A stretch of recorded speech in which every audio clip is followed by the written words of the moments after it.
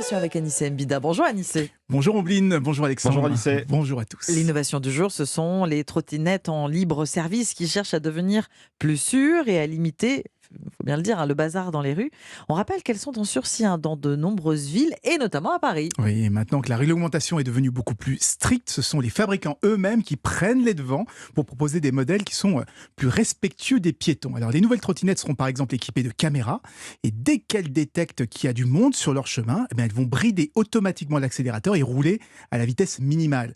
Comme ça, si on bouscule quelqu'un, il y aura moins de risques que ça se transforme en drame. Et puis, terminer les zigzags entre les vélos ou entre les passants, les fabricants travaillent aussi sur de l'analyse comportementale. Donc si on s'amuse à faire des rodéos, une alarme va commencer par sonner et si on persiste, la trottinette finira tout simplement par s'arrêter. Alors ça, c'est la trottinette quand elle roule. Il y a également le problème des trottinettes qui sont renversées ou garées n'importe où. Est-ce que là aussi, il y a des solutions, Anissé ? Oui, par exemple, de nouvelles trottinettes à 3 roues, 2 devant comme ceux des enfants, donc ils seront plus difficiles à renverser.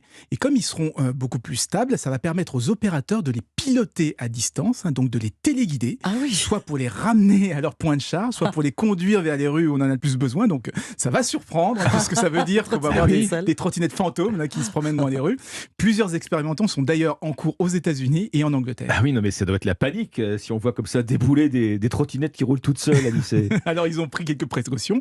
D'abord, elles roulent tout doucement, 10 km/h pour pas faire peur. Bon. Il y a des lumières clignotantes, des campagnes de sensibilisation, mais c'est justement l'objectif de ces tests, c'est de voir comment le public réagit. Donc moi je pense que de deux choses l'une, soit ça va finir par réconcilier les piétons et les trottinettes, soit au contraire, ça va faire exploser le nombre d'incivilités avec tous les anti-trottinettes qui vont donner des coups de pied aux trottinettes pour essayer de les renverser. Dans tous les cas, les opérateurs n'ont pas le choix, le nombre d'accidents explose, les villes leur mettent une grosse pression actuellement. Donc régler ces problèmes, c'est pour eux une question de survie. Merci Anissé. Merci Anissé.